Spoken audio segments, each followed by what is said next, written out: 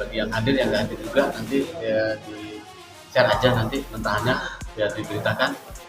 Saya tanggapi ya jujur aja, saya nggak peduli dengan putusannya mau 1 tahun, 1,5 tahun atau 2 tahun, 3 tahun, yang penting mereka putusannya bersalah dulu. Itu satu. Nggak apa-apa mau itu diakalin mau enggak, itu urusan sama Gusti Allah. Padahal korbannya seorang advokat, orang pengacara penegak hukum, tapi tuntutannya seringan itu. Masalah kita nggak jadi, yang penting kita butuh putusan mereka memang bersalah dan sidang akan bersambung ke sidang-sidang yang lain dan perkara yang lain, itu aja. Nggak masalah.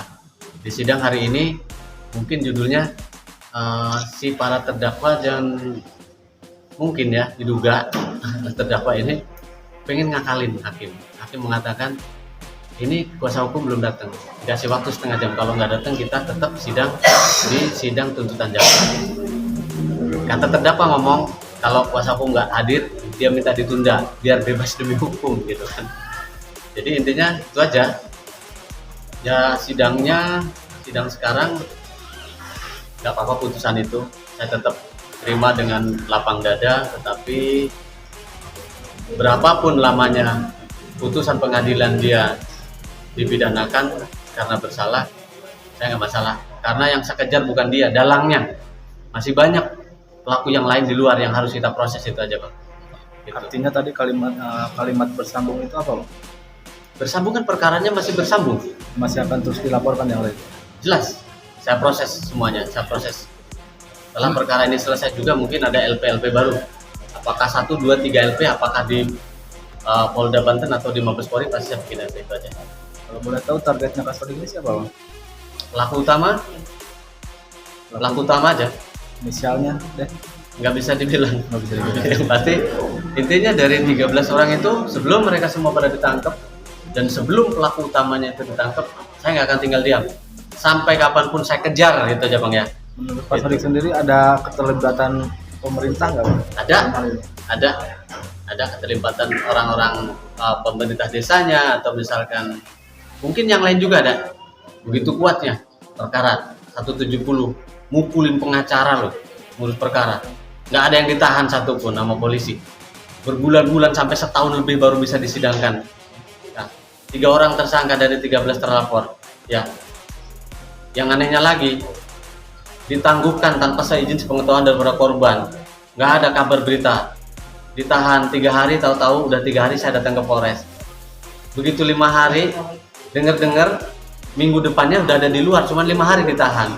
Apalagi si Alim Bagaskara ini, orang ini pernah ditahan dengan perkara mukulin anaknya Lurah Badruddin, dan dia RJ di situ. Padahal di RJ itu tertulis apabila melakukan perbuatan yang sama dia gak akan diampunin tuh si Alim, tapi ditangguhkan.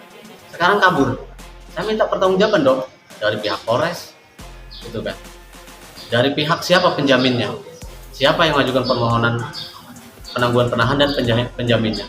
Dia saya proses. Dia juga pasti akan saya gugat. Baik secara pidananya, kalau ada indikasi pidanakan, perdata juga saya akan tuntut mereka semua kan gitu. Saya nggak terima itu. Begitu cerobohnya gitu kan. Ngasih penangguhan penahanan terhadap pelaku yang sudah pernah melakukan perbuatan penganiayaan yang sama. Berarti ada kemungkinan ini bisa disebut sudah direncanakan ya Pak? Sudah direncanakan, semua direncanakan. Jadi obstruction of justice itu dilakukan di sini, dan abuse of power melindungi jabatan mereka. Gitu. Jadi biarkan saja. Di sini luar biasa, ada abuse of power, obstruction of justice, semuanya sudah direncanakan. Biarkan saja. Gitu. Karena pengadilan itu bagi saya pengadilan ya yang benar suci itu hanya pengadilan Tuhan, hanya hukum alam. Nggak ada di dunia ini pengadilan yang suceng, resmi, 100% atau 1000% real benar adanya, enggak. Apa yang tidak bisa dibuat di negara kita? Alat buktikah? Orang salah bisa benar, orang benar bisa salah. Tuntutan lama harus jadi sedikit, ya. Sekian tahun jadi sekian tahun. Gitu. Jadi intinya biarkan saja. Karena saya tidak mau percaya dengan manusia. Kalau saya percaya sama manusia namanya musyrik. Saya percaya sama Gusti Allah itu aja. Enggak, saya nggak percaya sama manusia. Dengan putusan apapun itu, ya lila biarkan saja. Ini kan hukum. Ini kan manusia yang bikin. Hukum dibuat manusia, dilanggar manusia, itu dirusak oleh manusia juga kan. Jadi biarkan saja. Kita ikutin saja karena kita sendiri juga seorang penegak hukum. Mudah-mudahan saya tetap akan idealis dan akan amanah sesuai undang-undang aja kalau saya. Jadi artinya ini bakal ada LP selanjutnya untuk Ada, sudah pasti. Kita lihat aja nanti. Itu kalau saya. Bahkan mungkin bisa jadi ada yang di Mabes Polri nanti itu LP-nya gitu. Itu karena lawan kita orang kuat di sini.